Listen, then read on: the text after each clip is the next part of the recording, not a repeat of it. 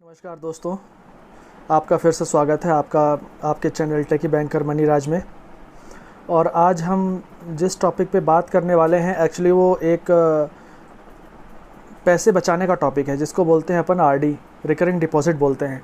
अब एक्चुअली पैसे तो सभी बचाना चाहते हैं, बहुत सारे माध्यम होते हैं इसको बचाने के। जैसे कुछ लोग म्यूचुअल फंड में लगाते हैं, कुछ लोग एफडी बनाते हैं, कुछ लोग जो है अलग अलग जगह इन्वेस्टमेंट करते हैं। लेकिन जिनके पास लमसम अमाउंट में पैसे ना हो, इकट्ठा पैसे ना हो, तो वो अपने पैसे जो है हर महीना थोड़ा थोड़ा कैसे बचाएं, तो उसके लिए एक चीज़ होती है जिसको बोलते हैं आरडी, रिकरिंग डिपॉजिट। तो दोस्तों बेसिकली रिकरिंग डिपॉजिट क्या होता है कि आप बैंक गए और आपने बोला कि साहब मेरे पास 1000 रुपये, 500 रुपये, 150 रुपये, 100 रुपये हैं, मैं हर महीने खाते में डालूँगा और वो जो है इकट्ठा होता जाएगा और फिर आखिर में आपका मूलधन, प्रिंसिपल और इंटरेस्ट पूरा का पूरा मिल जाएगा। तो मोटा मोटा रिकरिंग डिपॉजिट यही होता है कि एक पर्टिकुलर जो है अमाउंट जो है आपके एक अलग से खाते में जाता है, ठीक है, और आखिर में आपको विथ इंटरेस्ट मिलता है। तो अब कैनरा बैंक की बात करें तो कैनरा बैंक में रिकरिंग डिपॉजिट फैसिलिटी है, नो डाउट। और उसमें जो रेट ऑफ इंटरेस्ट होता है वो वही होता है जो एफडी में होता है। फिक्स्ड डिपॉजिट में जो रेट ऑफ इंटरेस्ट होता है वही होता है, लेकिन फिक्स्ड डिपॉजिट से थोड़ा अलग है। अब क्या क्या अलग है इसमें वो हम थोड़ा सा जानेंगे, लेकिन हम ज़्यादा फोकस यही करेंगे कि रिकरिंग डिपॉजिट कैसे खुलवाएं, कौन खुलवा सकता है रिकरिंग डिपॉजिट, इसके क्या फ़ायदे हैं, तो ये सब हम थोड़ा देखेंगे। तो चलिए इस वीडियो को चालू करते हैं, देखते हैं क्या है। तो मैं कैनरा बैंक की इंटरनेट साइट पे गया हूँ, canarabank.com में। आप भी चाहें तो उसको चेक कर सकते हैं, लेकिन चूंकि मैं समझा रहा हूँ तो हो सकता है आपको अच्छे से और समझ में इसमें आए। तो मैं रिकरिंग डिपॉजिट पेज में गया हूँ। अब सबसे पहले हम बात करें कि रिकरिंग डिपॉजिट खोलने के लिए डॉक्यूमेंट क्या क्या लगते हैं। तो वैसे दोस्तों डॉक्यूमेंट पहले लगा करते थे, बताओ मैं आपको सही, पहले लगा करते थे जब बैंकिंग जो है मैनुअल हुआ करती थी, कुछ होता नहीं था। लेकिन अब ऑनलाइन फैसिलिटी है, मोबाइल बैंकिंग है, अभी कैनरा बैंक का AI1 ऐप भी आया है, वो भी उससे बहुत आसान तरीके से आप आरडी खोल सकते हैं, ठीक है। और उसमें एक और ऑप्शन है बगल में आरडी के, जो है धन वर्षा, रिकरिंग डिपॉजिट धन वर्षा लिखा हुआ है। तो मैं उसके लिए भी एक डेडिकेटेड वीडियो अलग से बनाऊंगा इसके बाद, तो आप वो भी ज़रूर देखें कि आरडी और एक दूसरी आरडी जिसको धन वर्षा बोला जा रहा है कैनरा बैंक में, उन दोनों में अंतर क्या है, ठीक है। तो जब आप दोनों वीडियो देख लेंगे तो आपको थोड़ा समझ में आने लगेगा कि दोनों में क्या अंतर है। तो पहले बात करें इस आरडी की, रिकरिंग डिपॉजिट की, तो इसके लिए दोस्तों कुछ नहीं, बहुत ही कम डॉक्यूमेंट लगते हैं। मैं तो यही बोलूँगा अगर आप ब्रांच जा रहे हैं ये आरडी खुलवाने के लिए तो ये चीज़ें ज़रूर ले जाएँ। तो इसमें बताऊँ आपको, तो एप्लीकेशन जो कि आपको बैंक से मिल जाएगा, आरडी का एप्लीकेशन होता है जो कि आपको बैंक से मिल जाएगा। पैन कार्ड की कॉपी, फ़ोटोकॉपी आप पैन कार्ड की ले जाएँ। हो सकता है आपके अकाउंट में पैन कार्ड ना जुड़ा हो सकता है जुड़ा हो। अगर पैन कार्ड आपके अकाउंट में, सेविंग अकाउंट में जुड़ा हुआ है कैनरा बैंक में, तो वो नहीं मांगेंगे। लेकिन अगर नहीं जुड़ा हुआ है तो फिर आपसे वो पैन कार्ड मांगेंगे, तो पैन कार्ड की कॉपी ले जाएं। अब कुछ लोग ऐसे भी होंगे जिनके पास पैन कार्ड नहीं बना होगा, अब क्या करें सर, तो पैन कार्ड नहीं है तो कोई बात नहीं, आप बैंक में बता दीजिए कि सर मेरे पास पैन कार्ड नहीं है, तो वो आपसे एक फॉर्म भरवाएंगे जिसको बोलते हैं फॉर्म 60 और 61। ये सिंगल पेज का फॉर्म होता है, डिक्लेरेशन बेसिस पे होता है, ये आपसे वो भरवा लेंगे।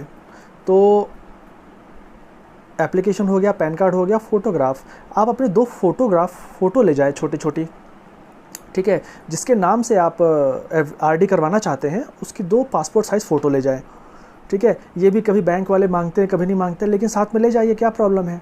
उसके बाद आईडी प्रूफ और एड्रेस प्रूफ ये ले जाएं। आईडी प्रूफ, एड्रेस प्रूफ में तो वैसे गवर्नमेंट ने बहुत सारे गाइडलाइंस दे रखे कि ये चीज़ें आईडी होती है, चीज़ें एड्रेस होती हैं, लेकिन आजकल एक सबसे अपना आसान तरीका आधार की फ़ोटोकॉपी और उसका ओरिजिनल ले जाएं, आपका काम हो जाएगा। उसके बाद बात करें कि और भी क्या डॉक्यूमेंट लगेंगे, तो दोस्तों अभी अगर आप इंडिविजुअल हैं, एक व्यक्ति हैं, एक इंसान है, तो इतने में आपका काम हो जाना है। लेकिन अगर आपकी कोई दुकान है, जैसे मान लीजिए दुकान है ABC ब्रदर्स, अब उस दुकान के नाम पे आप अगर आरडी करवाना चाहते हैं, हाँ दोस्तों आप आरडी दुकान के नाम पे भी करवा सकते हैं। मैं आपको बताऊंगा अभी आगे कि कौन आरडी खुलवा सकता है, तो उनका भी आपको डॉक्यूमेंट ले जाना पड़ेगा। मतलब अगर बात करें तो अगर आप इंडिविजुअल के अलावा कुछ खुलवा रहे हैं जैसे फर्म, कंपनी, पार्टनरशिप, तो उसका भी कोई डॉक्यूमेंट आप ले जाएँ। तो ये तो बात हो गई कि एप्लीकेशन क्या क्या लगेगा। अब हम बात करते हैं कि एलिजिबिलिटी, आरडी खुलवा कौन कौन सकता है। तो एलिजिबिलिटी में दोस्तों बहुत आसान है। इंडिविजुअल मतलब कोई व्यक्ति खुलवा सकता है। जॉइंट अकाउंट मतलब आप चाहें कि आपके और आपकी पत्नी के नाम पे, दोनों के नाम पे आरडी हो, तीनों के नाम पे आरडी हो, 4 लोग हो आरडी हो, चारों के नाम पे आरडी हो, वो भी एक प्रोविज़न है। Guardian on behalf of minor मतलब अगर आपका कोई बच्चा है वो 18 साल से छोटा है तो उसके नाम पे भी आईडी खुल जाएगी, लेकिन आपको उसमें गार्जियन की तरह वो बैंक वाले जोड़ देंगे, तो उसके नाम पे भी आईडी खुल जाती है। HUF हिंदू अनडिवाइडेड फैमिली, ये भी एक चीज़ होती है, आपको ज़्यादा इसमें जाने की ज़रूरत नहीं है। प्रोप्राइटरशिप, आपने कोई दुकान खोल रखी है उसमें आप प्रोप्राइटर हैं तो आप खुलवा सकते हैं। कंपनी, आप तो जानते हैं बड़ी बड़ी कंपनी आईडी खुलवाती हैं अपनी, ठीक है। कोई एसोसिएशन हो गया, ट्रस्ट हो गया, इंस्टीट्यूशन, तो ये सारे लोग जो है आईडी खुलवा सकते हैं। तो आप तो भैया सिंपल ध्यान रखो, इंडिविजुअल जॉइंट वाले बढ़िया आईडी खुलवाओ, कोई दिक्कत नहीं है। अब उसके बाद बात करें पैटर्न ऑफ डिपॉजिट।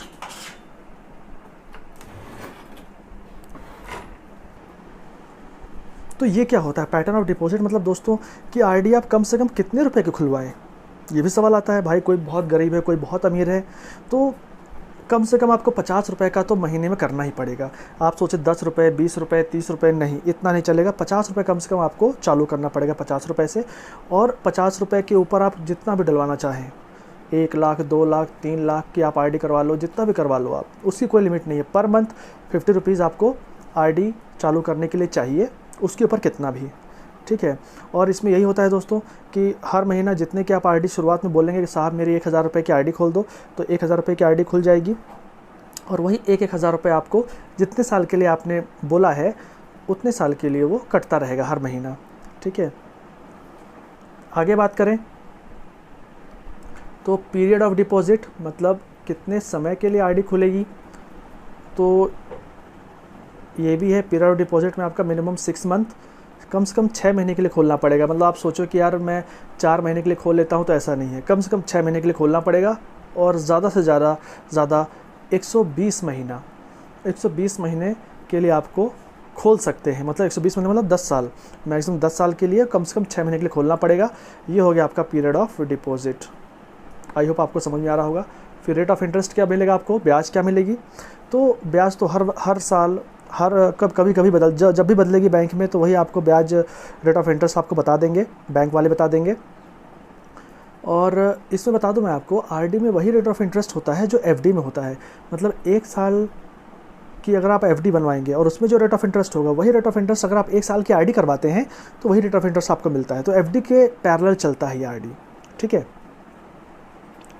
बात करें कि भाई जो अपने यहाँ पे सीनियर सिटीज़न है, 60 साल से ऊपर के लोग हैं, उनके लिए क्या स्पेशल रेट है, तो 0.5% उनको ऊपर मिलेगा। मतलब अगर कोई नॉर्मल व्यक्ति को 6% आरडी में मिल रहा है तो उनको 6.5% ऊपर मिलेगा।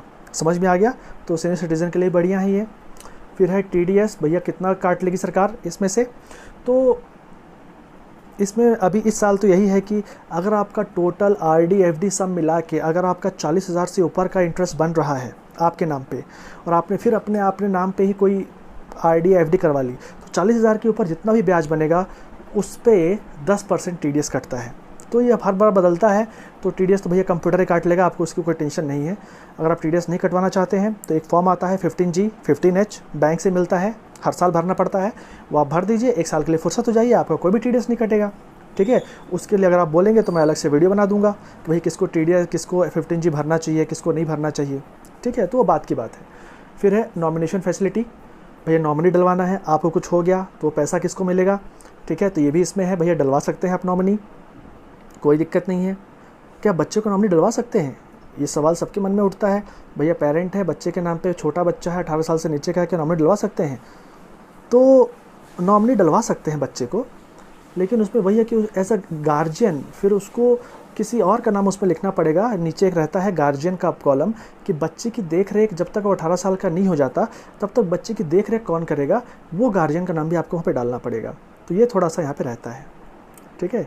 उसके बाद बात करें लोन फैसिलिटी, ये सबसे बढ़िया वाला पॉइंट मुझे लगता है दोस्तों, लोन फैसिलिटी।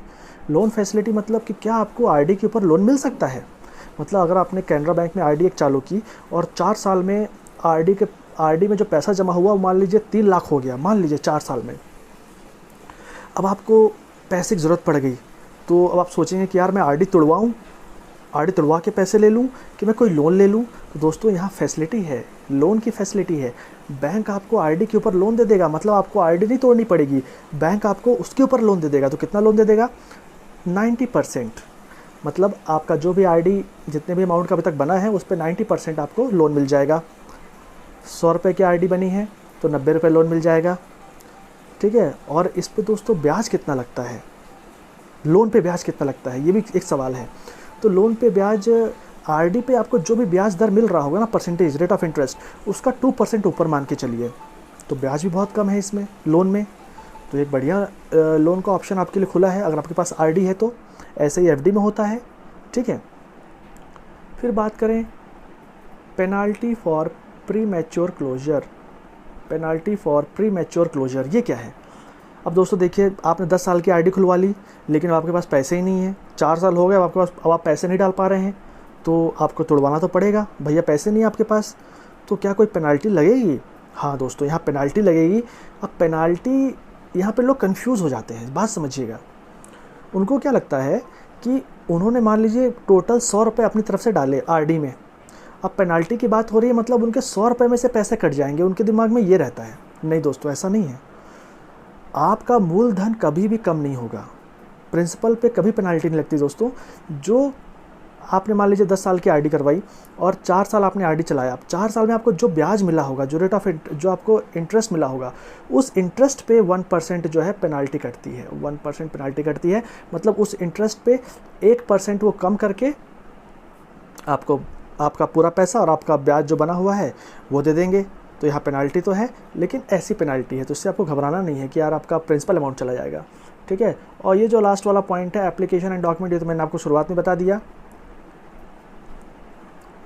अब बात करें कि भैया आरडी तो खुलवा ली हमने, ताव में भैया महीने का 20,000 की आरडी खुलवा ली, मतलब हर महीने हम 20,000 रुपये डालेंगे, लेकिन अब हाथ तंग हो गए, ठीक है, 2-3 महीने डाला, अब हम नहीं डाल पा रहे हैं, तो क्या इस पर भी कोई पेनाल्टी है? मतलब इंस्टॉलमेंट हमें हर महीना भरना है, तो क्या अगर हम हर महीने नहीं भरेंगे इंस्टॉलमेंट तो क्या उस पर भी पेनाल्टी है? हाँ दोस्तों, यहाँ भी पेनाल्टी है। तो यहाँ गौर से समझिएगा, अगर आपने 5 साल या उसके नीचे की आरडी करवाई है शुरुआत में, 5 साल या उसके नीचे की, ठीक है, 5 साल या उसके नीचे की आरडी खुलवाई है, तो आपको 100 रुपये में 1.5 रुपीज़ लगेगा। 100 रुपीज़ में आपको 1.5 रुपीज़ पर मंथ पेनाल्टी लगेगी, ठीक है।